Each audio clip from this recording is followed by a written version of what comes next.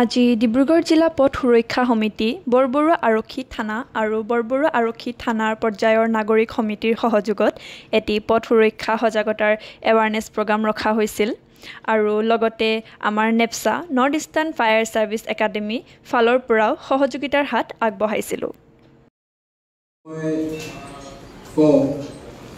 আমাৰ এটা মানসিকতা আছে আৰক্ষী আৰু ৰাইজৰ মাজত এটা ব্যৱধান এটা সদায় আছে যে আমি আৰক্ষীয়ে ফাইন কৰোঁ আৰু ৰাইজে বা জনসাধাৰণে ফাইন দিব লাগে।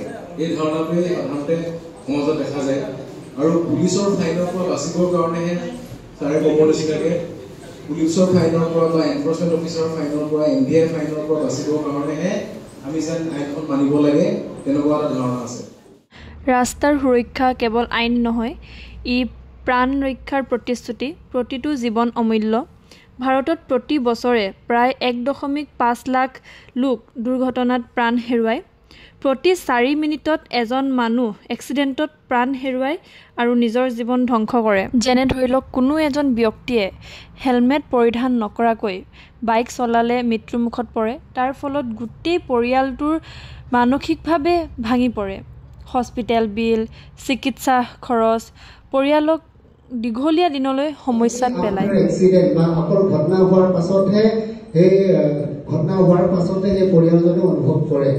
আৰু বিশেষকৈ I would like to request to all the guardians, আমাৰ যিবিলাক ছাত্ৰ ছাত্ৰী পঢ়ি থকা সিহঁতৰ নট অনলি দ্য অকল ল'ৰা ছোৱালীক দুখ দিলে নহ'ব। তাৰ কাৰণে আমি নিজৰ লগতে পৰিয়ালক সুৰক্ষাত হ'বলৈ হ'লে কিছুমান নিয়ম মানি চলিব লাগে। যেনে তীব্ৰগতিত বাহন চলাব নালাগে। বাহন চলোৱাৰ আগতে সদায় এবাৰ নিজৰ বাহনখন ভাল হৈ আছেনে নাই, সকলো ঠিক হৈ আছেনে নাই তাৰ ওপৰত এবাৰ পৰীক্ষা কৰি চাব লাগে। নিচাজাতীয় বা ধূম্ৰপান কৰি বাহন চলাব নালাগে।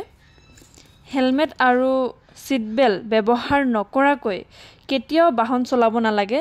তাৰ কাৰণে হয়তো আমাৰ দুৰ্ঘটনাৰ সন্মুখীনো হ'ব পাৰে। আৰু মোবাইল চলাই কেতিয়াও বা মোবাইলত আপুনি ব্যস্ত হৈ কেতিয়াও বাহন নচলাব। আৰু অভাৰটেক কৰি কেতিয়াও গাড়ী চলাব নিবিচাৰিব, কাৰণ অভাৰটেক কৰিলেও মানুহৰ মাইণ্ডটো বহুত খেলি মেলি হৈ যায়। বোলে সি আগত গৈছে, সি পাছত গৈছে। যেতিয়া ৰাস্তাৰ সিপাৰৰ পৰা ইপাৰ হওঁ, তেতিয়া সদায় আমাৰ কি হয়, এডাল জেব্ৰা ক্ৰচিং বুলি কোৱা হয়, সেই জেব্ৰা ক্ৰচিংডালৰ পৰাহে পাৰ হ'ব লাগে। সেইটো সকলোৱে মনত থ'ব। তাৰ কাৰণে মই সকলো ৰাইজকে মোৰ ফালৰ পৰা আহ্বান কৰিছোঁ, বাহন চলোৱাৰ সময়ত আপোনালোকে 60 বা 80ৰ ওপৰত কেতিয়াও বাহন নচলাব। কাৰণ আপোনালোকে নিজেই দেখিছে যে এইবাৰ 2025 চনৰ ইণ্ডিপেণ্ডেঞ্চ ডে দিনাখনি বহু সংখ্যক ছাত্ৰ ছাত্ৰীৰ এক্সিডেণ্টসমূহ দেখা পোৱা গৈছে। বিহুৰ সময়ত, পূজাৰ সময়ত এক্সিডেণ্টসমূহ অতিমাত্ৰা দেখা পোৱা যায়। ইয়াৰ ক্ষেত্ৰত চৰকাৰকো মই আহ্বান জনাইছোঁ, ছাত্ৰ ছাত্ৰীবিলাকে যিসমূহ পুথি ব্যৱহাৰ কৰে সেই পুথিসমূহত যাতে পথ সুৰক্ষাৰ কিছুমান নিয়মাৱলীসমূহ পুথিখনত বান্ধি দিয়ে। তেতিয়া কি হয়, আপোনাৰ পঢ়াৰ লগতে অন্যান্য পঢ়াৰ লগতে আপোনাৰ পথ সুৰক্ষাৰ বিষয়েও তেওঁলোকে জানিবলৈ সুবিধা হ'ব। আশা কৰোঁ এই ভিডিঅ'টিয়ে আপোনাক নিজৰ ছেফটিটোৰ ওপৰত সহযোগ কৰিব।